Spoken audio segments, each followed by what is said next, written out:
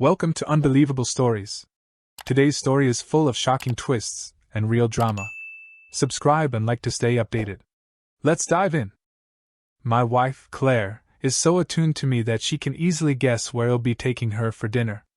Despite my efforts to keep her on her toes, she has an incredible knack for knowing exactly when I need a bit of tender love and attention. Claire is well versed in every chapter of my life. From my embarrassing high school crushes to the disappointment of being overlooked for a promotion I thought I had in the bag. She's fully aware of my intense fear of spiders, whether they pose a threat or not, and she knows how hearing a child cry makes me instantly want to soothe them, a tendency I've carried since my father could never bring himself to offer me a hug. Everything about me, I entrust to my dear wife. She knows I always go to lunch at 12 every day because I had to take a lunch break at that early hour when I was the most junior guy in the office. Back then, I'd always be back at 1 because other people wanted to leave around that time. I got into the habit and never changed it. But today, Claire doesn't know I'm taking a late extended lunch because the whole office is going out to a farewell party for one of the senior administrators, the director of the research and development branch where I work. Peter Johnson was retiring after 26 years, and the whole operation was being shut down to wish him a happy retirement. Chris was one of the youngest engineers working in my division, and I was happy to have him under my supervision. He was a hard worker, imaginative, and highly resourceful. When it came time for merit pay increases and bonuses, I was happy to put in his name. With his first big bonus, Chris bought one of those massive Ford Expeditions. He had one kid and another on the way, so he wanted a vehicle big enough for lots of kids. Apparently, his wife felt the same way. Privately, I considered his new SUV big enough for a whole clan, much less one family, but he was proud of it and wanted to show it off. With my seniority, I got to ride shotgun on the way down to the convention center. "So, Ben, what do you think of my new buggy?" Chris asked. "That's me, John Harris, 30 years old, in pretty good health, and well thought of within my field of expertise, mechanical engineering, though lately my job has had little to do with that degree. I hadn't been a manager for very long, but it was taking up more and more of my time. I was even thinking of taking some night courses in personnel and resource management to keep up with the responsibilities my boss kept pushing my way." "It's cool," I replied, injecting some enthusiasm into my voice. Or is that supposed to be hot or tight these days? I can never remember what the latest slang is. I told him, and he laughed. "You like it?" "Oh heck yeah," I said. I twisted around to peer into the interior of the spacious vehicle. "Shoot, Chris," I remarked, "I think the first apartment Claire and I lived in was smaller than this." He laughed, pleased with my comment. I turned back around to face the front as Chris braked to a stop at a red light. I saw once again how high off the road I was sitting. Chris' truck, as he called it, gave the driver and passengers an excellent view all around and even over most of the cars on the road. I glanced down out the passenger side window when I caught movement out of the corner of my eye. I was surprised to see my wife sitting in her 2-year-old Mazda 6 beside us at the light. This wasn't a part of town that Claire would normally go. It was a long way from her office, and she rarely had to leave during the day. I was looking at the controls on the door panel, trying to figure out which one lowered the window, but it was taking too long. I started to open the door to tap on my wife's car window when I saw another movement. As I watched, a man's hand was thrust up her skirt so far his wrist and some of his forearm disappeared. I froze. My gut knotted up so badly and so quickly I was abruptly deep in pain. I felt the blood drain from my face. My fingers trembled where they rested on the door handle. I felt disoriented. I couldn't think. I couldn't move. All I could do was watch. I waited for Claire to shove the man's hand away. Surely, this was nothing she would put up with from any man but me. I found it hard to breathe as I watched my wife spread her legs wider, accepting the intruding fingers into her skirt. The guy she was with, whoever he was, had to have 2 or 3 fingers inside her. There simply wasn't any way that length of male arm could disappear under her short skirt without his fingers being in a place I thought only I had access to. Please, no, I whispered, but no one heard. I've only passed out one time, after being struck on the head by a baseball when I was 11 years old. I was feeling the same sensations ID felt that day right now. My vision began to contract into a narrow tunnel, and a huge weight was crushing my chest. I couldn't breathe. I couldn't move. I'm a strong man, but the shock siphoned all my strength away. I was nothing but an empty shell. If I'd been lying across a set of railroad tracks and had only to roll to the side to avoid being run over by a train, I couldn't have done it. My eyes filled with unshed tears as I watched my wife of 4 years lean back to better enjoy this unknown man's ministrations. She never objected, never tried to get the man to stop. It came to me that this was a thing she'd enjoyed before with this man, a thing she wanted and was used to receiving. Claire tilted her head back. Her eyes closed as she lost herself in the pleasure his fingers were giving her. The look of lust and need for gratification shocked me. It was the same one she showed me when we had sex. The light turned green. I saw Claire slap at the man's forearm playfully. She tugged his hand from beneath her skirts so she could drive, I guess. I twisted around in my seat as Chris accelerated away from the intersection. I watched my wife's Accord as it made a right turn down a street that would take her back to where she worked. She'd never looked up to wonder who might be watching in the big Sequoia. Not that she would have seen me through the dark-tinted windows. She knew I wouldn't be out and about at this hour. My lunch hour ended 30 minutes ago. She hadn't cared what an obscene exhibitionistic show she and the man with her had put on for whoever it might have been. It didn't have to be me watching. It could have been anyone. Claire had been so caught up with the sex play that she hadn't thought to conceal the act. Yeah, my wife knew me well, but it seemed I only thought I knew her. When she got home that evening, I got a quick peck on the cheek. A few years ago, my mind told me, I'd gotten long loving kisses at the door when I came in from a hard day's work.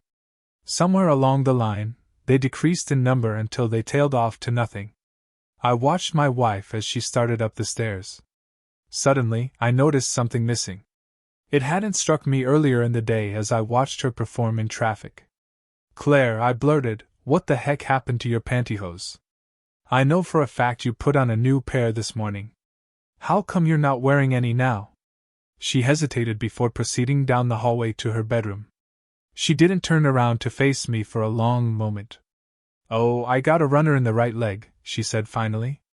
It kept on growing and growing, and I finally just took them off, she said. She grinned back at me, looking at me more intently than I think she would have under other circumstances. She needed to know if I was buying her explanation. I nodded understandingly. She turned away, but not before I detected a small look of relief cross her face. I see, I said in what I hoped was a more playful tone. I hadn't planned to say anything, but a sudden surge of pain and rage had taken control of my tongue and made me ask about the pantyhose. The dual emotions still had control of me. An evil imp pushed me into seeing how far I could provoke my dear wife. I thought some guy might rip them off because he was in a hurry to get into your panties, I said, studying her reaction. She was good. There was little to see beyond a slight stiffening in her posture. What in the world brought that on? She said inquisitively. I looked at her with as blank a face as I could manage. I refused to let the hurt and anger show in my eyes. I shrugged. It's been known to happen, I said. You remember Kate, that girl I had to fire last year after she got caught screwing one of the men on the loading dock? Well, I remember her coming back from breaks and lunches without her thigh-high stockings and pantyhose many a time. That was before I knew what was going on, of course. I shrugged and looked away, trying to project an image of a man remembering a painful event. Claire nibbled at her lower lip for a bit before coming to me. Stepping close to me, she put her palms flat on my lower ribs and swept them up my chest in a slow caress before throwing her arms around my neck. She pulled my head down and pressed her lips against mine for a few teasing seconds.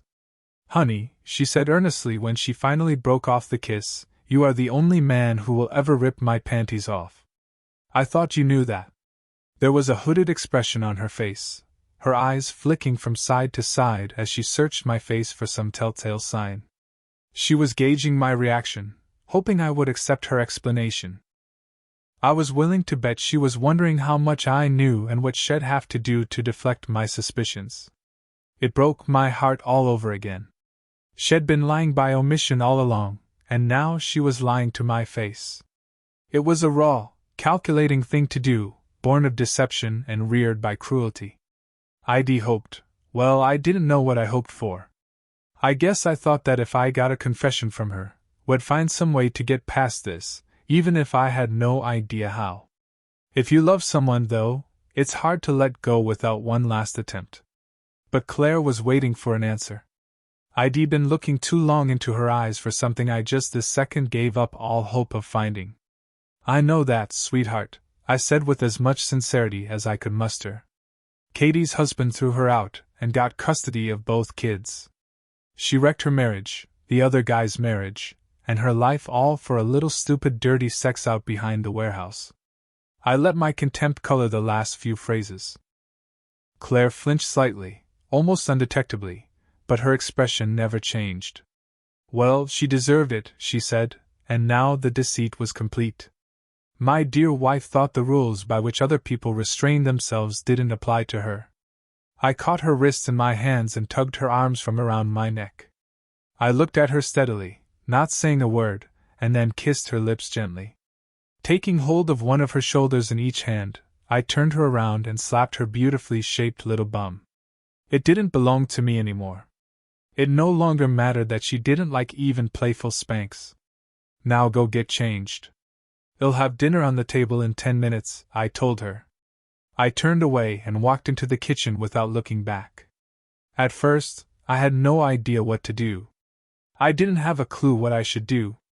What was the approved reaction from a husband who discovered his wife was cheating on him? I'm afraid the company didn't get much work from me over the next week and a half. I would be working on something and then would suddenly find myself gazing into space, not knowing how long I'd been doing it. A number of the staff members asked me if there was anything wrong, but I always replied there was not. No one could help me through this. I'd have to solve the riddle by myself. I was able to reason my way through a few things. For one, the fact that the guy felt comfortable fondling my wife in public said they had been having sex for some time. If they were just beginning with each other, I'd still be a lot more tentative. It meant Claire had been cheating on me for some time. I wondered when it had begun. I couldn't remember any signs that she was cheating on me. There had been no attitude changes or any modifications in our daily life that I could think of. In the final analysis, though, it didn't really matter how long it had been going on. The only important factor was that it was happening. Second, I wasn't going to put up with her infidelity. I was not going to go off to work each day wondering who Claire was screwing that day. I wasn't much of a church-going man anyway, and there was no way I was going to turn the other cheek. It wasn't in me to do that. I couldn't see any point in trying to save the marriage. Claire had broken the trust we'd built up over the 4 years of our marriage.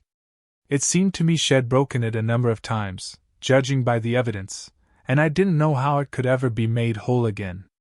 The only thing that logically remained to do was to confront her, and get myself out of this mess with my mind as intact as I could. If there was something I'd done so terribly wrong that it prompted a reaction like this from Claire, maybe she'd tell me. I tried to pull my eyes back inside the windows through which I'd been staring blindly. I felt more alone than I ever had in my life. The hurt came in cold waves, alternating with fiery periods of anger. Neither emotion would let me be long enough to do any productive work. Having decided that my marriage to Claire was dead, I set myself the dreary task of finding some quick way out of my pain. The thing was, without proof of some kind, Claire would probably be able to take damn near everything we'd put together. State courts are not friendly to a man making unsubstantiated allegations about his wife.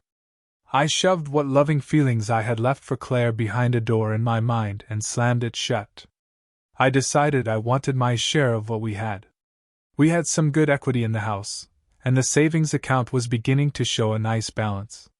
Finally, we both were making pretty good money and had been for a year or so we managed to buy some quality furniture and appliances. The cars had both been financed, but we'd been making balloon payments and the loans were nearly paid off. If I wanted my fair portion of what would accumulated, I had to catch her red-handed. I watched for an opportunity. On Tuesday, 1 day short of 2 weeks after I'd seen Claire letting some jerk play with her, she told me she was going to go out Friday night with a group of her girlfriends for a few drinks and lots of gossip. It was something she and a half-dozen women in her crowd did every 6 weeks or so, she said. Nina, Kate, Isabella, Amy, and Chloe were going along, but not Sarah, Claire's best friend. They were going to find all the things they could to talk about Sarah behind her back. Claire giggled a little about that when she told me. There was absolutely nothing suspicious about her doing this. She'd done it before on widely separated occasions through the years. I knew in my heart, though, this one was different. I couldn't see anything in her behavior that indicated she was not actually going to do exactly what she told me, but I didn't trust her anymore. I had to verify what she was saying. Nina, I said cheerfully into my cell phone. Nina was one of my wife's friends. She and her husband Daniel were occasional guests over at what had been our house for barbecues and sometimes dinner. Hey, Tiger, she responded happily. Nina liked to flirt, and she took every opportunity. What up? She asked. Not much, I said. I was just wondering if you and Daniel have any plans for Friday night. I was thinking the 4 of us might get together for dinner and some cards. She said in her mock seductive voice. I'll have to check my busy calendar, big boy. There was a momentary pause, but not one long enough for her to actually be checking anything. No, nothing on tap for that night, sugar, she said. I'll have to check with Daniel, but I think it sounds like a great idea. What shall we bring? Just your cute little self, your better half, and a pair of bright smiles, I quipped. I tried to sound upbeat, but inside I was dead. All the pleasure in my life had disappeared over the past few weeks. Okay, Han, she said. I'll give you a call when I know for sure, okay? She paused briefly. And Ben, me and Daniel are sure glad you and Claire are doing so well, sugar. I frowned into empty space as I listened. We weren't sure after the Vegas trip that you guys would be able to get things together, you know? She said in a more serious voice than I'd ever heard from her. Vegas? I said, a little mystified. I thought at first she was aware of Claire's fling, though I didn't have an inkling how she would have known. The trip she was referring to was one I hadn't gone on because, at the last minute, my boss had called, needing me to go to Los Angeles to straighten out a mess in the RD division of our parent company. Claire, Sarah, and her husband Luke, Nina, and Daniel had gone without me, and by all accounts, everyone had come back with small winnings for once. Wait, was Nina saying something had gone on in Vegas? Hell, she had to be, but I needed to know more. It made me sick, but I had to know. I don't understand what you're trying to say, Nina, I said. Even I could hear the confusion in my voice. She was silent for a long time. Oh, it's just scatterbrain old me, she said. You know how I am. Well, listen, I'll get with Daniel and check if he's already got something planned for tomorrow or not, okay? Sure, let me know, I replied. She said she would. I got off the phone as quickly as I decently could. I was afraid my voice would reveal the pain I was in. Half an hour later, Nina called back and apologized. Daniel had obligated himself to play in a poker game at a neighbor's house. Nina was just as sorry as she could be. Maybe next time, she said. I agreed, regretting that they couldn't come. Maybe Claire and I would just forget about the whole thing and try again at a better time. Neither of us was fooling the other. I knew 2 things now: something involving my wife had occurred in Orlando, and Claire was not going out with the girls tomorrow night. I had to let the former lay uninvestigated while I dealt with the latter. I've heard it said that adulterous spouses get into a mindset where they conclude they must be more intelligent than those they are cheating on, simply because they're getting away with what they're doing. They begin to believe they are cleverer than anyone else in the world because they managed to deceive their marriage partner for a time. They begin to disrespect him or her, and hold their spouses in contempt. Eventually, so the story goes, cheaters start making mistakes because of overconfidence. They don't think anyone else has the smarts to catch them. I didn't know about all that. This was my first experience dealing with such a thing. But I didn't know that Claire was making mistakes.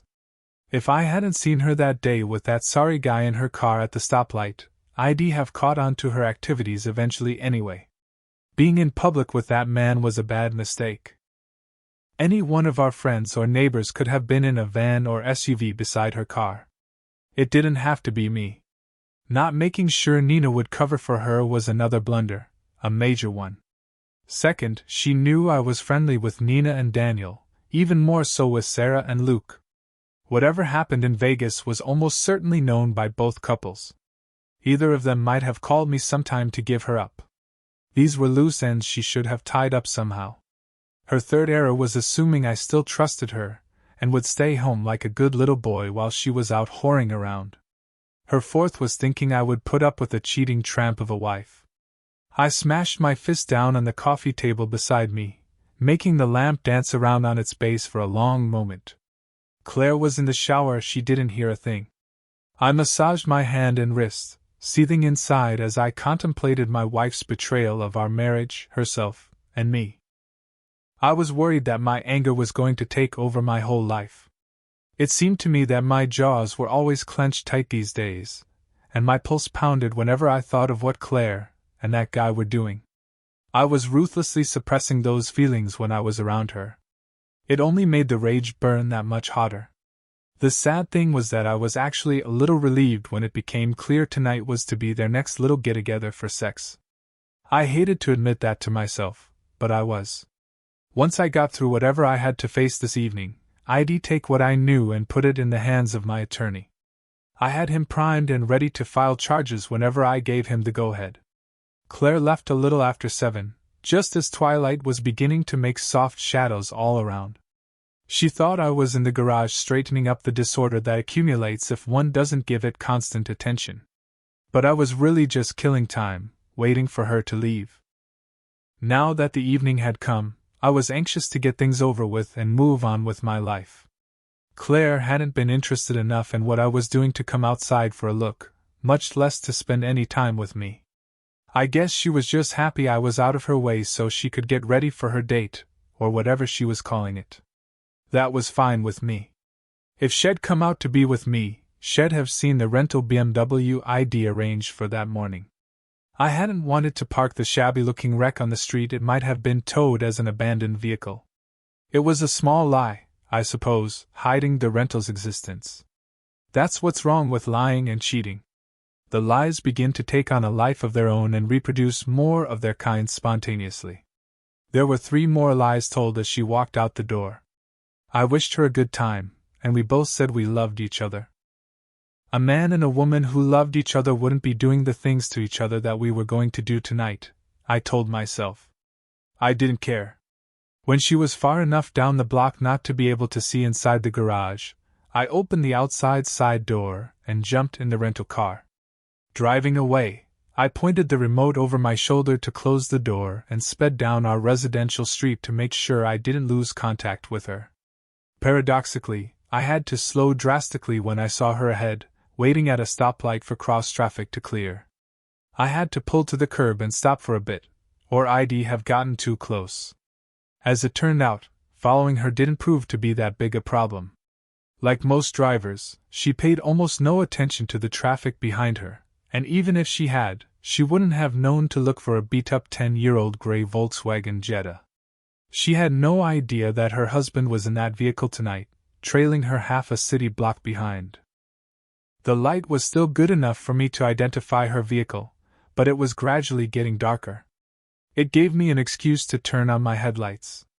If she were to look back, she wouldn't be able to see my face past the glare. I followed her through thinning traffic to the far southwest side of town and watched her pull into a moderately priced motel. I quickly found a space across the street and parallel parked my ratty old vehicle. Getting my camera ready and trying to settle my jangled nerves, I watched out the driver's side window while my wife sat in her car for 5 minutes or so. It seemed she was impatient. She made a series of quick calls on her cell phone. Mine didn't ring. It was not me she was calling. A few minutes later, a big dark blue SUV came down the street and turned into the motel. I could see the driver was a male, but he was going too fast for me to get a good look at him. He parked beside my wife's Accord, and they both got out shortly. The guy had my wife in a tight embrace and was kissing her hungrily. After a bit, she patted his chest and pulled back a little. I bought a Nikon D7100 digital camera when I started planning this operation a couple of weeks ago. Even with my limited experience with digital cameras, it looked like this camera was going to be perfect for the job I had to do. I started snapping away, taking pictures of my cheating wife and the guy she was screwing. Though twilight was fading into night, there was still enough illumination under the motel's exterior lighting to light up both of them. The camera's 10x optical zoom, multiplied by its 4x digital zoom, gave me superb close-ups of his hand in her shirt. I could have counted the freckles on my lovely wife's face if I'd been in a counting mood. My only real problem was keeping the camera steady enough. I solved that by scrunching down low, rolling down the window, and bracing the camera on the 2 inches of glass that refused to disappear into the door. Neither of the cheaters across the way noticed me, though I was less than 50 yards away under a street light. They were awfully careless. I guess it was true that cheaters begin believing they don't have to take elementary precautions because they can't be caught. The guy produced one of those plastic cards with the magnetic strip on the back and opened the motel room door. He and my wife went inside, and I settled back to wait them out. I wanted some pictures of them leaving the room to show how long they'd been inside. The camera had the ability to insert a date stamp on the face of the digital pictures, and the downloaded JPG file would show the precise date and time it was saved in the camera. I thought a computer expert would explain such things well enough so any court could understand it. Even if the judge wouldn't accept my explanation, I was sure my attorney would be able to find and hire such an expert. My stomach was churning. The bitter taste of bile was in my mouth. I was barely able to control stomach contractions that kept threatening to force partially digested bits back up my esophagus. The longer I waited, the worse it got. Abruptly, I couldn't hold it back any longer. I wrenched the car door open and spewed an ugly pool of nastiness out onto the pavement. The flood kept regenerating itself long after I thought I'd brought up everything I'd eaten for the last several days. After a minute or two, though, there was nothing more in my stomach. It got painful then. The dry heaves continued for another eternity before gradually dying away. I wiped my mouth on my handkerchief, rinsed my mouth out, and drank a half-liter bottle of water. Shaking with anger, humiliation, and a sense of loss so strong I could barely stand it, I stepped over the mess in the street and walked a few yards up and down the curb to see if it would help settle me down. I glanced at the room door, making sure they hadn't come out yet. I stopped in my tracks. There was only a dim glow coming through most of the drawn curtains, but at one place down low on the left side, there was a small area where the light came through more brightly. I was intrigued. I looked all around to make sure I was unobserved, then I crossed the street and walked through the motel parking lot. From a few feet away, I could see that my dear wife and the sorry asshole who was with her had been inexcusably sloppy for 2 people doing something they shouldn't. They left a space a couple of inches across where the curtain had not quite been pulled closed. I glanced around again, checking to see if anyone could see what I was about to do. I decided that I really didn't care what anyone else thought, even if someone did see me. This was an opportunity to photograph these 2 red-handed, and I was going to take it. I hunkered down on one knee and eased the camera up to the window, aiming it through the opening in the drapes. The LCD screen on the back of the camera lit up when I pressed the power button, and I had my proof. My wife was on all fours on the bed with a short, stocky man with blonde hair getting into position behind her. He was, I guess, the kind of man women thought of as handsome. He looked to be a little younger than me, but it was hard to tell. My hands were trembling too badly for the camera to focus properly, and I had to press the lens against the window. It took some experimentation to get a good series of pics. If I let too much of a gap develop between the window and lens, the harsh brightness of the lights out here reflected off the glass and tended to wash everything out. In a minute or two, though, I had everything I needed. Inside the room, I could see the guy beginning to drill my wife. He wasn't gentle about it, but it appeared Claire had developed a taste for a little rough sex because her face was screwed up in a mask of lust and illicit pleasure. The camera could take 6 pictures in a fast sequence, and I put it on that setting before leaving home. I pressed the shutter release button again and again. I couldn't take too much of watching them. Still badly nauseated and feeling more pain inside than I'd known since my parents died, I settled back on my haunches and tried to get myself together. I drew in a ragged breath and closed my eyes tight to fight back the tears I refused to shed. I hurt, but a human being can only hurt so long before they shift themselves to another place. I pushed my emotions aside, damming them up and putting them back behind that door I thought I had closed on them earlier in the week. Suddenly there was no more love when I thought of her, and I damn sure didn't like her at all. My new remoteness, my detached view, gave me the strength to get to my feet without swaying or feeling sick to my stomach. There was a sudden flurry of loud voices from inside the room. I could hear Claire, but I couldn't tell what she was saying. Then there was a louder shriek a second or two later, but it sounded like a man. I didn't know any men who admitted to being screamers during sex, but I guessed they could. Anyway, the suddenly noisy sex play got me on my feet and moving away. I was afraid it would attract someone to come see what was going on. I started to walk back to my rental across the street, but I paused behind the son of a bitch's car while I thought for a long moment. I turned and walked down the sidewalk past all the motel doors. I looked carefully under the eaves, then stepped away from the building to examine the roof and every light pole in sight. I was looking for any outside security cameras the motel might have. I found a place down at the far corner of the structure where there were some unconnected wires and an empty mounting bracket, but I didn't see any cameras. I crossed the parking lot and stood next to the rental car, looking at the empty, abandoned restaurant. There were surely no spy cameras over there.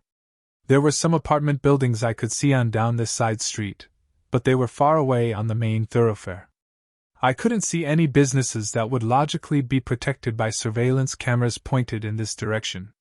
I made sure the cap was securely fastened over the lens and put my camera in the back seat for safekeeping.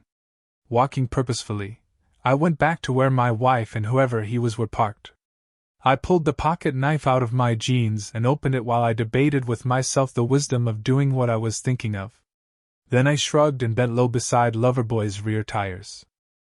It took a stronger thrust than I thought it would, but I soon found the right amount of velocity and power to shove the blade deep into the tire. I was afraid my grip would slip and I'd cut myself badly, but that didn't happen. The hissing of the air escaping from the expensive set of tires seemed terribly loud, but no one came out to investigate.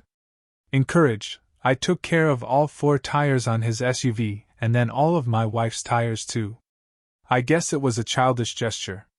It didn't solve anything, and it very well could make it clear to the cheating duo that someone was on to them. I decided they wouldn't think that. They were too cocky. I wanted to do more, but I didn't.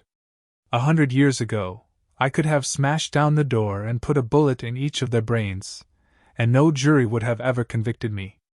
200 years ago, I could have challenged him to a duel and killed him in front of his friends and family. Those were acceptable ways back then for a man to salvage his honor in situations like this. But we're so much more civilized now. A cuckold has so few options open to him these days. I did what I could, feeling a little better and not in the least guilty about the damage I'd done. I walked back to my rental and got in, slamming the door and not caring if anyone heard. I'd taken the first steps to rid myself of a faithless wife and regain some self-respect. There was little remaining yet to do. Monday would come soon, and I'd have a long talk with my lawyer. Sunday comes before Monday, though, and Saturday before that. Claire came home well before midnight, pissed off because some asshole had slashed the tires on her car outside the club. 3 teens had been seen running away, she said. Then she'd had to wait 3 hours for the AAA folks to get there. Apparently, I'd not been observed damaging the tires, and someone else was suspected. I actually had no idea whether the 3 teens story had any legitimacy, but the 3-hour wait sounded about right. I shrugged. None of it mattered in the least. I was surprised she was home that early, though. I thought she'd be out a lot later with her sex toy. If she was outside waiting for the wrecker for any time at all, it meant her tryst with the new man in her life had been a short one. Not that it made any difference. I said a few consoling words to calm her down. She got in bed and went to sleep shortly after coming in. She hadn't wanted any cuddling. I knew why. The odor of cheap motel soap on her body was strong enough to make me gag. Sunday afternoon and evening, Claire got very affectionate and wanted me close to her. It was impossible to tell from looking at her that she'd been out screwing some other man on Friday night. She showed no sign of feeling guilty about anything at all. If anything, she was more relaxed and pleasant than she'd been in months. That, I had read, was one of the classic signs of cheating. Whether they showed it or not, they usually felt some degree of guilt, and would try to make it up to their dishonored spouse. I had talked to my attorney earlier today while Claire was fixing lunch. Had said to call him at home if I needed to. He was all set, he said. All he needed was my signature on the paperwork, and had filed them at the courthouse before noon tomorrow. The pictures were bargaining chips if Claire contested the divorce. Tomorrow afternoon, I was going to be a free man, in a sense. The divorce wouldn't actually be final for 4 months, but I'd be separated from the woman who'd brought me so much pain. That night, Claire put on a black lace nightgown she knew I liked and glided seductively across the carpet to where I sat on the bed. I didn't want her, not after I'd seen what I had on Friday night. I was trying to come up with an excuse not to have anything to do with her tonight. I was sick to my stomach again just at the thought of touching her. I sat on the bed and tried to look uninterested. She stayed with it, though, the very image of a loving wife who wanted some loving from her husband. She moved close to me, even though I didn't want to, even though I could barely bring myself to be civil to her. Her caresses were beginning to have a visible effect on me. She smirked, knowing the power she had over me. It pissed me off. Abruptly, I changed my mind. Without any thought at all, much less careful consideration of the consequences, I knew I was going to give my dear deceitful young wife the sex she wanted and more. It would be one last sex session before we separated forever. If I were rational at that moment, I would have known what I was going to try to do to her was rooted in my own humiliation. There was perhaps some arrogance mixed in also, but at the moment all I wanted to do was exact a small measure of vengeance for the disgrace that this woman had heaped on me. Carefully, I built up an image in my mind of a street hooker. I envisioned a tramp who deserved no consideration and who was nothing more than a receptacle for me to use and discard. I would use her as I pleased when I was ready. But my revenge was going to be a little more subtle than that. If it worked, she wouldn't even understand it as retribution for a long time. I let Claire's face blend into the faceless features of the tramp I had just constructed. Having dehumanized Claire sufficiently enough for my purposes, I was ready. I stood up and pulled her close. I was wild and wanted my pleasure. I did the same. She was exhausted by the time I was done with her. When her body relaxed, I let her lay there unmolested. Exhausted myself, I stretched my body out on the bed beside my wife. Our only contact was my fingers around her wrist. After a while, Claire rolled over and cuddled against me, putting her head on my shoulder. "Oh God, honey," she breathed into my chest. "If only you'd." Her voice faded away before completing whatever she'd been about to say. I didn't care anymore. I didn't ask her what she meant. "All you had to do was be here with me," I answered. I trusted it was enigmatic enough for her to remember tomorrow. She stirred a little, nodding her head as if in reply to what I'd said, and then she slipped quickly into a deep sleep. I got up and took a long, very hot shower. When I finished, I walked down the hall to the guest room and lay down on the bed. Claire had not moved when I walked past our bedroom, her bedroom door now. I doubt she knew I wasn't there. She was sleeping on the wet spot, something that she did not like. She would be irritated when she woke up the next morning. I didn't sleep much the rest of the night. I knew what the coming day would bring, and I dreaded it even as I welcomed it, knowing it would bring me release from the demons that had haunted me for the last month. The next morning, I was dressed and gone before Claire woke up. I didn't doubt she was upset by my unexplained absence, but I had no desire to be around her. It was too painful. 3 hours after she left, I was back at the house with a U-Haul truck. I'd already delivered the camera to my attorney's office, and one of his assistants had printed 2 copies of everything.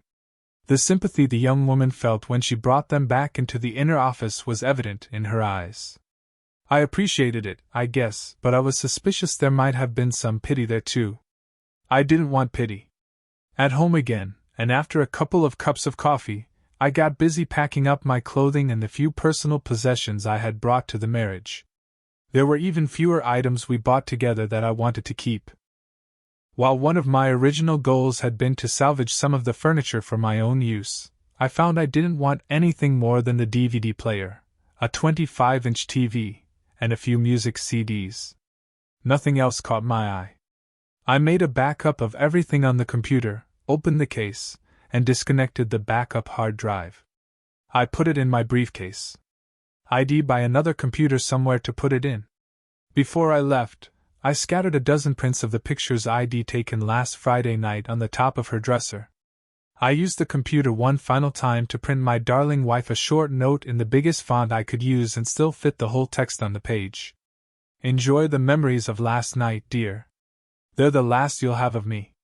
This was the second childish thing I'd done in the last 4 days and didn't get any good feelings from this one in the cold light of morning, as it were. But I'd worked hard last night for the opportunity to say this to her, and I wasn't going to back down now. Taping the message to the mirror, I turned around and left what had been our bedroom, down the hall, and out the garage door. I didn't bother locking the place up. It was no longer my responsibility. I thought once divorce papers had been served on Claire, our attorneys would talk and work out the division of our property and other assets. Then I figured we'd sign the paperwork, go before the judge, and it would all be over with. Silly me. It seemed discussions between attorneys was necessarily a long, drawn-out process that became negotiations about the most inconsequential of things.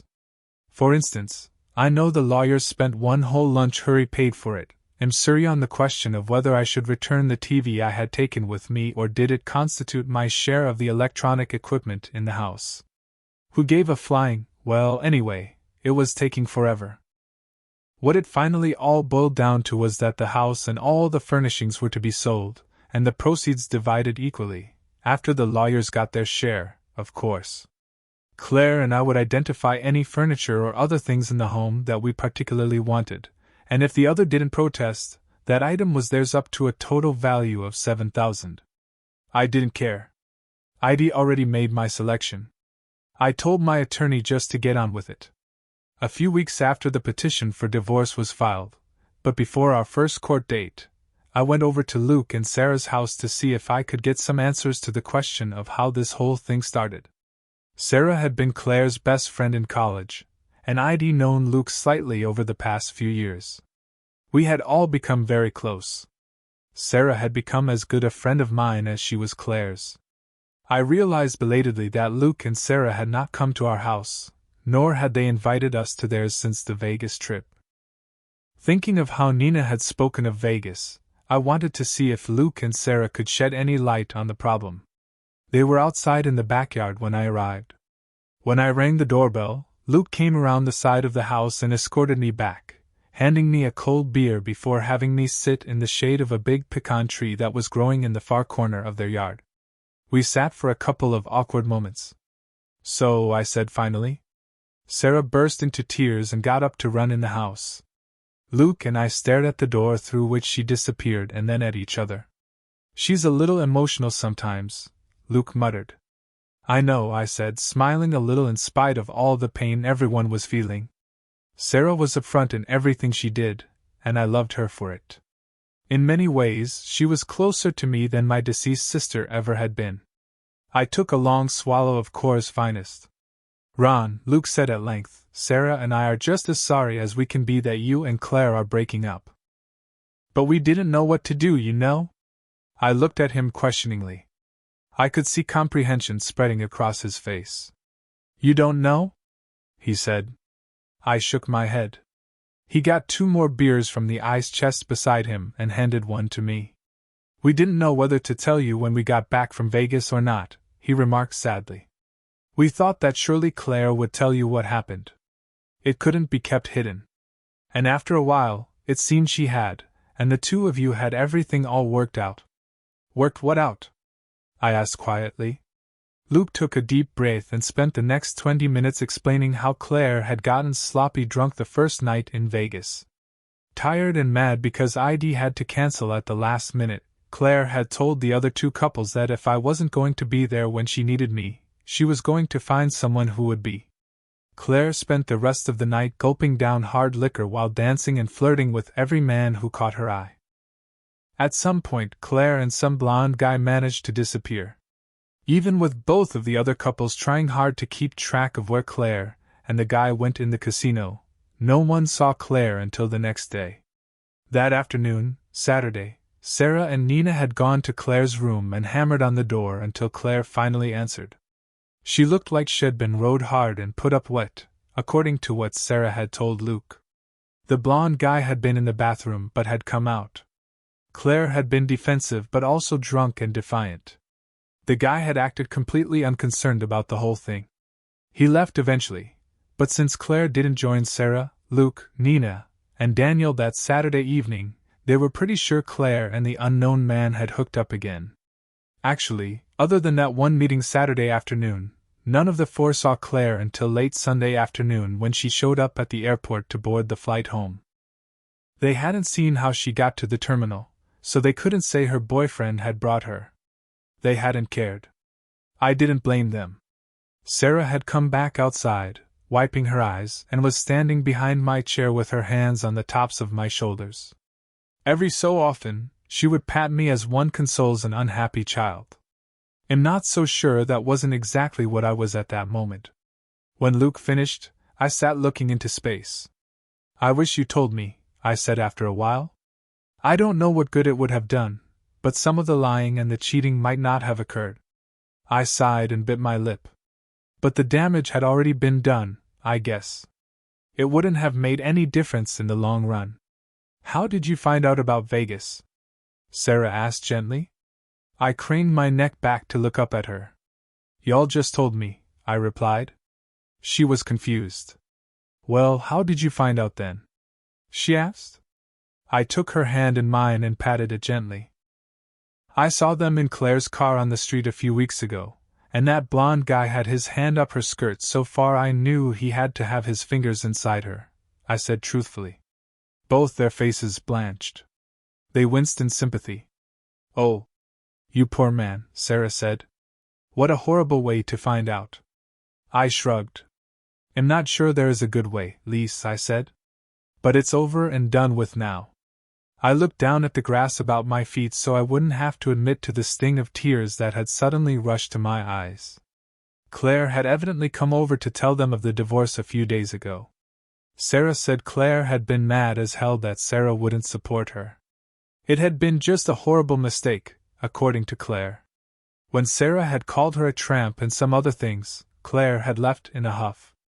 That was my Claire, all right. Blame everyone but the 2 people who committed the adultery. Luke, Sarah, and I talked for another hour or so before I left.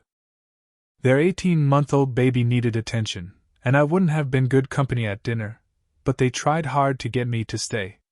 3 months into the negotiations, the question of the pictures I'd taken of Claire and Blondie came up. Claire was afraid I was going to put them on the internet. I thought their suggestion was a good one, and I started to look for a website that would handle them. I offered to send copies to everyone at Claire's office and all her friends too. I didn't intend to do that, but it sure got the talks moving again. There would have been some legal complications if I tried to do as I threatened. For one thing, there was the invasion of privacy issues since I had taken the pics through the motel window, and without permission from the motel or the participants. I told my attorney I'd go ahead and chance a lawsuit if something didn't nice happen real soon. The next day, Claire's lawyer reopened the question of how to divide the house and offered me 60 of the sale price if I would turn over all copies of the pictures. But I refused. After a while, They offered 55 of the proceeds if I would agree to keep only one copy of the pictures and agree that I would never transmit them over the internet in any way. And oh, by the way, Claire demanded a closed-door meeting between just the two of us. I made a counteroffer of 60. I'd keep only one set of prints, no digital copies, and a maximum of 30 minutes with her. We eventually settled on the 60 of the house, 2 sets of the pictures, one for me and one, surprisingly, for Clarino digital copies, and a 1-hour closed-door meeting. They withdrew all of their motions before the court and agreed to a no-fault divorce at the earliest possible moment. A court order was obtained recognizing Claire and I were no longer living together as man and wife, pending a final divorce decree. Texas does not have legal separations, and this was as close as the attorneys could get to one. It was fine with me. The sale of the residence and furnishings could move forward. The mandatory wait time for the divorce would not be interrupted, and things would be over in another 2 months. Meanwhile, I'd made a particularly strong effort to keep my divorce from affecting my job. In fact, I took refuge in my work. I was the first one to arrive in the morning and the last to leave that night. Maybe because he noticed my renewed dedication to the firm, the big boss made me the interim director for the RD branch. He gave me all the problems to solve, but none of the pay increase for that position. I didn't care that much. I just made sure the disaster of my personal life never hurt my professional career. I got there about 10 minutes early. I'd expected the traffic to be heavy and make me late, but it was not to be. The meeting between Claire and me was to take place in a temporarily vacant office in my attorney's suite. I was hustled into that office and ushered into the big chair behind the desk. That would have a considerable psychological impact on Claire, they said. It would put her at a disadvantage. One of my lawyer's legal aides, the young woman who'd been so sympathetic when I'd initiated the divorce papers, fussed over me for a few minutes, straightening my tie and brushing at some imaginary lint. She leaned very close to me as I sat there. I could smell her perfume, and if I'd let my eyes fall from hers, I'd have had a superb view down her open-neck blouse. When everyone else had left the room to greet the arriving party with my wife, she impulsively kissed my forehead and told me to hang in there, and squeezed my hand encouragingly. Standing, she turned and walked through the doorway, but she looked back and smiled before she disappeared. When everyone was gone, I got up and moved to a seat at the short conference table that abutted up against the front of the big desk. I didn't think I needed any prompts or artificial barriers. My wife had committed adultery. I caught her, and I was getting rid of her. I didn't see things as any more complicated than that. When Claire came in, she found me sitting there calmly, placing 5x7 prints on the table of her and her blonde sex toy hammering away at each other on the hotel bed. I was going for neat rows of 6 pictures in each row, but the photos tended to slide on the slick tabletop. It was a lot of effort to make each line of pics line up.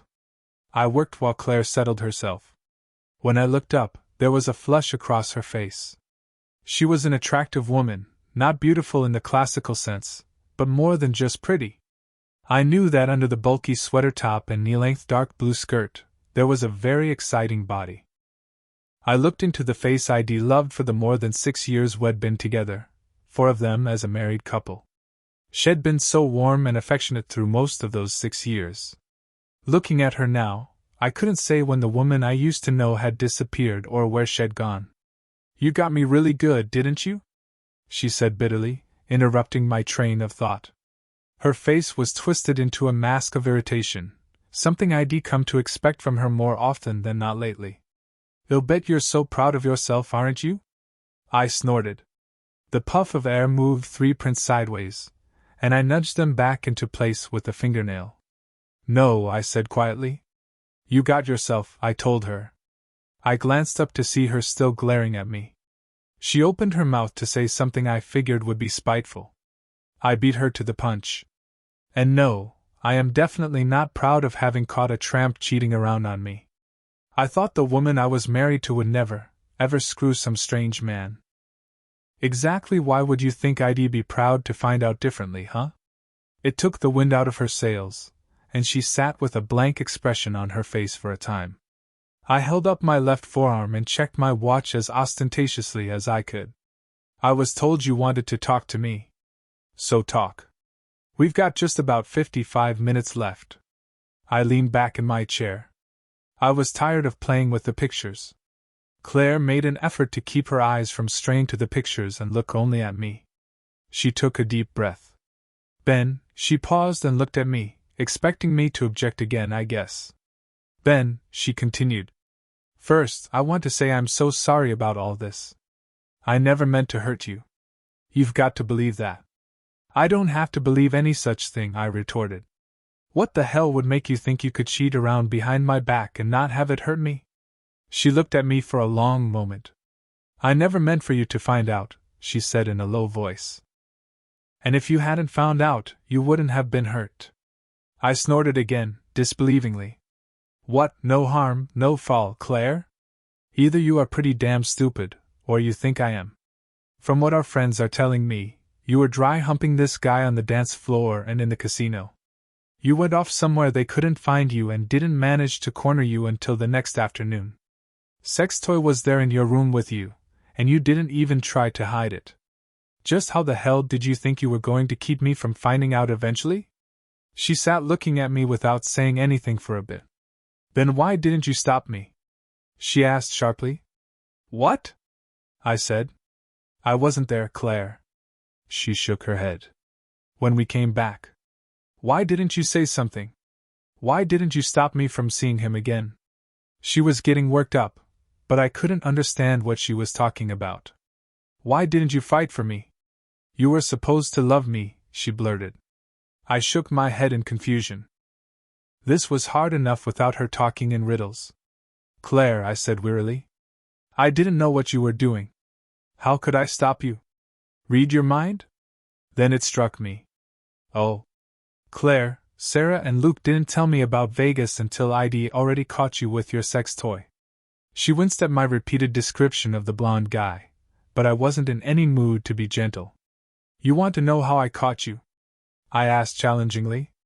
She nodded. There was a small tear at the corner of her left eye. I saw you and sex toy while I was sitting in a van at a stoplight, I said shortly. He had his hands so far up your skirt.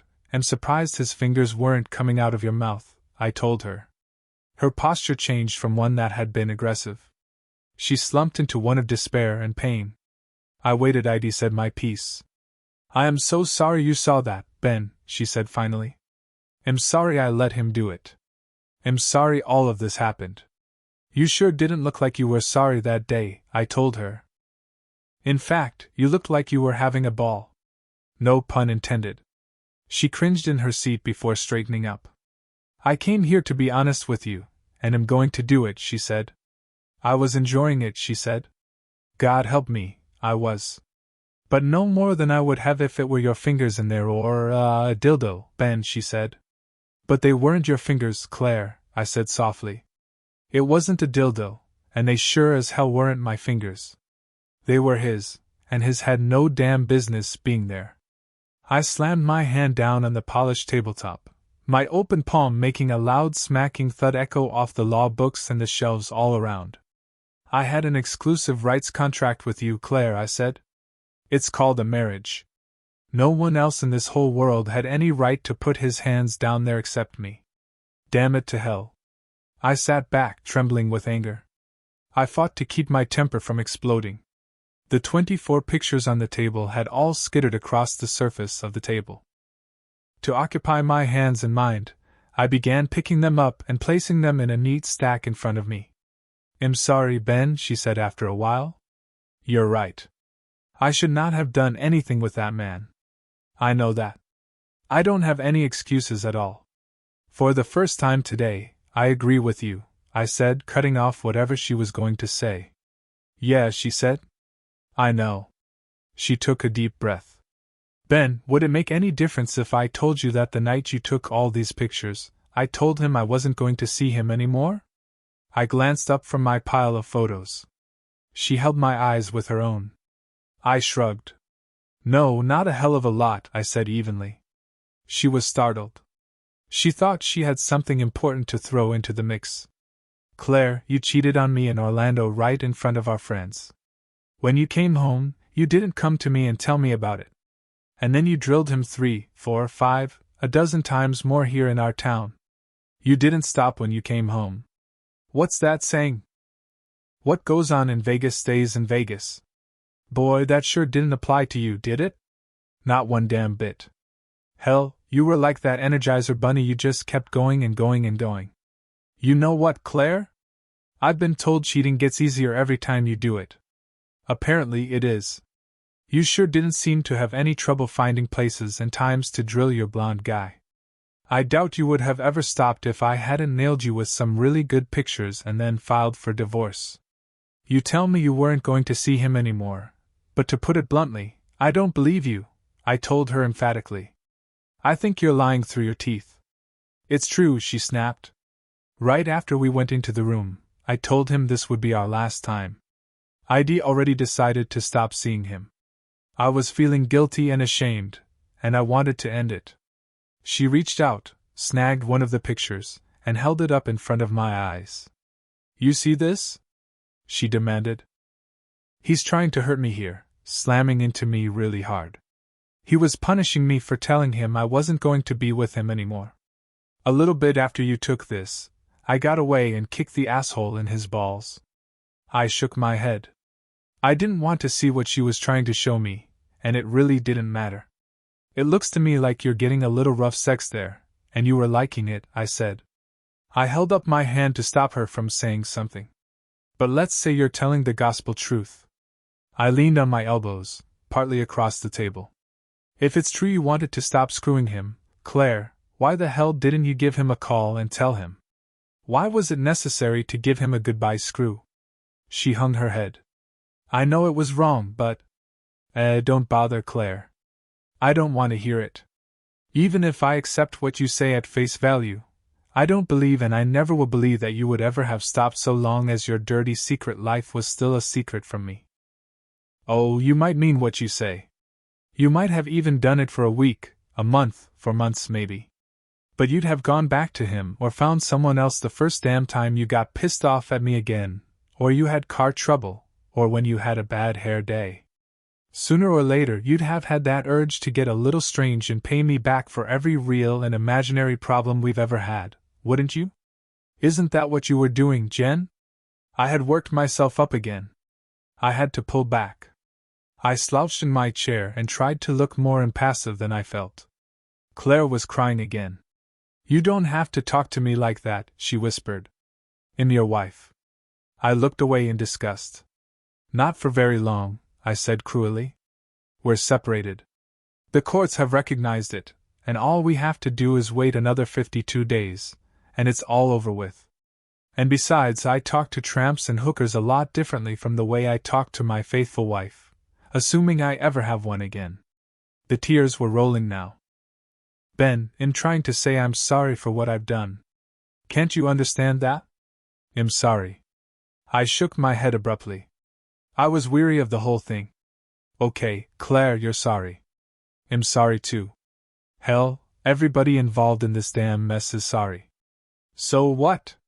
Where does that get us? We sat quietly for a while. Claire, I said slowly, you've ripped the heart right out of me. I tapped my chest. Right here. There's a big hole, a whole lot of emptiness inside me where I used to keep the image of a woman I loved more than life itself. A woman I trusted with my most private secrets. Someone I could count on to be good to me when the whole world was against me. You were my friend, someone I could talk to, trade opinions about anything under the sun. You were my lover, the one woman in the world I would ever make love to for the rest of my life, and the only woman I wanted to make love to me. You took that all away, and I can't get it back, I told her. My voice cracked on the last few words, and I had to stop. Claire was crying harder. Ben, she interrupted. Claire, I said slowly and carefully, you've half killed me. Screwing that guy, betraying me, betraying yourself, and betraying our marriage. I took a deep breath. I sure hope whatever you got out of it was worth wrecking our marriage and his, 'cause I heard this morning his wife kicked him out and is filing for divorce too. That was true. An investigator working for my attorney had tracked down the garage that had sent a wrecker to pick up 2 sets of slashed tires from a motel, take them back to the shop for repair, and return the tires to the motel and mount them on 2 vehicles. The wrecker driver had remembered a furious brunette woman and a subdued blonde man as owners of the cars. Each of the billing reports had included the license plate number of the vehicle involved, and once he had that, it was child's play for the investigator to find out the man's name and all kinds of personal information. When my attorney told me the guy's identity, I found a phone number for his home and got in touch with his wife. She became enraged when I told her what I knew. I wasn't surprised she had filed for a divorce too. Curiously, it seemed there actually had been 3 teens who had run away from the motel when Claire walked out of her room.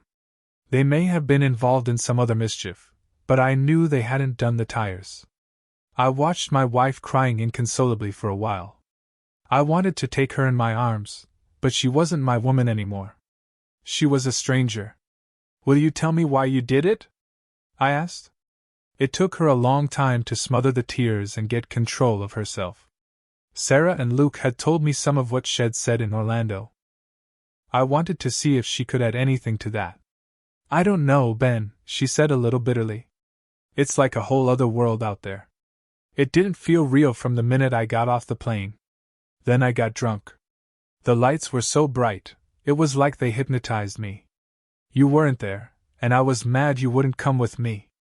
Then he was talking to me so nice, telling me how sad it was that I was alone. After a while, I just gave in, Ben." The last phrase was wailed rather than spoken. I looked at her, and for the first time, I felt contempt. "Well, that's just," I said, trying to find the words to tell her how I felt. I gave up. They wouldn't come. "God damn it, none of that is any excuse," I said, finally exploding. "First of all, I had to go to Denver and fix that damn glitch in the proposed power delivery system. If I hadn't gone, I'd have been fired. And if I didn't have a job, we couldn't make the payments on that nice big house you just had to have a couple of years back. I couldn't be with you in Vegas, damn it. It wasn't a matter of not wanting to. Don't you think I would have if I could? What else was it? Oh yeah, you got drunk. Well, excuse the hell out of me, sugar pie honey bunch, but who the hell told you to get drunk in the first place? Are you a child that someone has to take a glass of rum out of your hands when you shouldn't be drinking it? Screw you. You had no business even thinking of getting drunk if you can't control who you let shove a meat up your damned holes when you do. Bright lights hypnotized? What the hell does that mean, Claire? Should everyone treat you like you had some kind of mental problem because you might be hypnotized by the pretty lights? Give me a break. I took some deep breaths and leaned heavily on the left arm of my chair. Then something else Shed said made me mad all over again. I sat up straight and leaned across the table toward her. "And you said he was talking to you real nice. Isn't that just precious? You're an attractive woman, Claire. Of course men are going to come on to you. So what? Who the goddamn hell told you a married woman has a right to even think about letting some strange guy console you and flatter you and tell you how rotten it was that your husband wasn't there, huh? That's what he did, didn't he, Claire? He told you I was a sorry son of a bitch for not being there for you, didn't he?" She nodded, mopping up some of her tears with an already sodden tissue. "Yeah," I said contemptuously. "And you lapped it up, didn't you?" I shook my head in disgust. "Damn it, Claire, you talked about being drunk and drinking. You were married. A married woman or a mahel, it applies to all of us. The fact is you were supposed to act like you were a recovering alcoholic. I mean that a married person is like someone who can never touch alcohol, ever. But you did. You know what? The first time you danced with him too close, the first time you let him touch your arm in a possessive way, you were an alcoholic breaking your vow to never touch the stuff. Our marriage vows said we would forsake all others, Claire. Forsake all others. What the hell did you not understand about that? Do you think I'm so ugly and unattractive, so inept in bed, that I couldn't have been doing what you did? Don't you understand I get chances to spend a night or two with strange women every single time I go on a trip? Damn it, I have to travel 7 or 8 times a year, and every place I go there's a secretary in the office, a professional woman from down the hall, a waitress in a restaurant, or a woman in the hotel bar where I go for a nightcap. Maybe it's just a girl I pass in the corridor going to my room, but every time I go somewhere there's a woman who I might be able to have sex with. But you know what? I never have. I've been propositioned 10 times, I mean by 10 women, this last year alone, I think. And I've never even given one of them a second's worth of consideration because I had my loving woman at home. Guess you fooled me, huh? I said bitterly. If I'd only known. I shook my head disgustedly. There was no sound but crying in the room for a long while. Claire just sat there, hunched over. Her shoulders were shaking from the sobs she didn't want me to see. I didn't know why Claire had wanted to talk to me, but it was me doing most of the talking. I started up again, breaking the long silence. You should never have let that bastard touch you at all, Claire, I said, starting in again. I couldn't let this topic die. It was killing me. The first time he did, and you let him get away with it, you took a swallow from the cup that you could never drink from if you wanted to stay married to me. The first time you let him kiss you, you did it again. The second he put his hand on your body. Oh hell, what's the point? Abruptly, my rage left me. I slumped in my seat and tried to breathe slowly. I don't know what else there is to say, Claire, I said finally. I just know you've ruined something that was really beautiful. You know that? Now I don't have anything but pain, and it won't go away. I loved you with all my being. Hell, I still love you, I guess. I haven't learned how to turn it off yet and then back on like a faucet the way you have. Ben, Claire said tentatively. If you can still love me, we could try again. She stopped when she saw me shaking my head. But you made love to me so good that Sunday before you left me, she wailed, shaking her head in confusion. Not hardly, I said brusquely. I wasn't making love to you that night, Claire. I was drilling you and making you come over and over so you'd remember it when I left. I'm sorry I did it now. It was a mean thing to do, something childish, arrogant, and worthless. I'm sorry I did it, I said. Claire looked shocked and then dismayed. She'd pinned her hopes on me having a desire to get back with her. We sat looking at each other for a time. Oh, and no, I can't try again, I said, remembering the question. I don't have anything left to try with, Claire, I said at last. I don't believe a word you say. I know for a fact that you've lied through your teeth every day since you started screwing that asshole. You were deceiving me every minute of every day, and that's one cruel, heartless thing to do to someone who loves you. I can't possibly trust you anymore, Claire. I can't imagine ever trusting you again out of my sight. I can't live that way, Claire. I sighed, leaning my head back on the back of the chair and looking up at the ceiling tiles. I don't know what I did to deserve this, Claire, I said musingly. Based on that last night of sex we had together, I seem to be able to satisfy you sexually. If I can't, you're one hell of an actress. I never saw so many fake orgasms all strung together that night if that's what you were doing. I was quiet for a bit, trying to get it all straight in my mind. You know, Claire, I know I'm not perfect. I don't always see when you're unhappy about something. Sometimes I don't pick up on your signals quick enough. I know there are times you want to talk to me, and am wrapped up in something else, and I don't understand. There are times I don't have a clue what it is you want me to do, and I've never learned how to talk to you when you're mad. But right off the top of my head, I've never shut myself off from you. I try to be considerate, even if I don't succeed all the time. Hell, I only watch one football game a week on TV just to make room for a little extra time with you on weekends. I take you out when we can afford it. I bring you flowers or a little something every so often. I guess I don't do everything I could, but I try. I guess there are a lot of times I'm not the man I'd like to be. But what the goddamn hell did I ever do to you to make you do something like this? Nothing. Nothing at all, Ben, Claire said in a rush. It was just me, all right? I did something incredibly mean and stupid and spiteful, and I'm sorry for having hurt you. I'm so ashamed, and I feel so unclean that I did those things with him, Ben. I feel guilty all the time now. I wish I wish so bad that I could go back and stop myself. But I can't, Ben. I can't push some undo button and make it all go away. I wish I could. She was quiet. I guess she was all cried out for the time being. I can't keep from wondering, Claire, I said in a voice barely above a whisper. When did you make the decision that you could have sex with him, and it would be all right? And how did you make a decision like that, huh? What made it okay in your mind to use sex with someone else to solve a problem you had with me, huh? I never made a decision to do any of that, Ben, she said in the same voice. If I had been making decisions, I wouldn't have made this bad a mistake. It just happened. I didn't want it. I didn't go looking for it, she said. That did it. I'd had enough. I straightened up in my chair and started gathering the pictures together and patting them into a neat stack. I was fed up with all the excuses. No, it didn't just happen, I said briskly.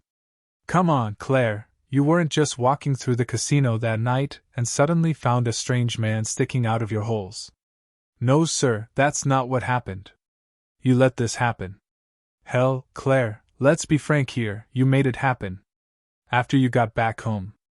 And by the way, you damn sure did want it, and you most emphatically did go looking for it, at least here in the town we live in. Even if I believe you when you say you didn't in Vegas. Take a little responsibility for this, Claire. This wasn't a lightning bolt coming out of a clear sky. You did it. You liked it. And you kept on doing it. Period. She just looked at me. She was in shock, I guess. And it wasn't a mistake either, I added. A mistake is when you reach for a can of tomato soup on a supermarket shelf, and you come away with mushroom instead. Hell, this is more like the mother of all catastrophes, and I guess that's just the way it's going to have to be, Claire, I told her. I can't live with a woman I can't trust. They don't have chastity belts anymore, and I wouldn't lock you in one if they did. If I have to worry every time I leave your side that you're going to be screwing some guy when I'm out of sight, well, I'd rather just get out of the situation. They'll leave you to every Tom, Dick, or Harry you want to screw, or do all three of them at one time for all I care. I put the pictures in my inside jacket pocket and stood up. I don't have anything else to say, Claire, and the time we agreed to talk is almost over. Do you have anything you need to say to me? She stood and looked me in the eye across the table. Just one thing, Ben, and then you can go if that's what you want. I just thought I could explain to you what happened and see if we might find a way through this. I snatched one of the pictures from my coat pocket. I held it by one corner and showed it to her. Claire, I don't need an explanation. This is it. This is what happened. This one photograph tells me everything I need to know. If it didn't, what Luke and Sarah told me would have done the job. Sooner or later. I don't understand where you're coming from. Don't you get it? When you went up to your room in Orlando with that man and closed the hotel door behind you, you shut me out of your life. You killed the marriage with just that one act. All the rest of it is just piled on top of more. There is nothing you can explain away. The facts are the facts, and nothing on God's green earth is going to change them. I don't know what else I can say. Well, how about if I say there is no explanation that will change a damn thing? Does that make it any clearer? She seemed to summon some last bit of courage. In the process, she completely ignored what I just said. I guess she surely didn't comment on it. Ben, I love you, and I will always love you. I want you to remember that, she said. I've been selfish, petty. I've screwed things up bad, but I won't ever stop loving you. Can you understand that, Ben? I nodded. I shrugged. I didn't doubt she thought she did, standing with me in this room and at this moment.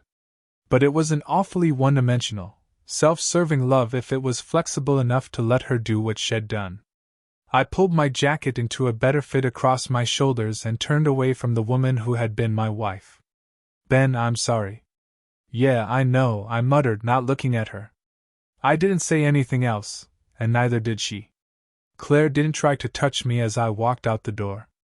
I was glad because I knew whatever she felt for me deep inside, locked away in a vault I'd never open again. I still loved her as much as the day I'd married her. Love couldn't overcome this.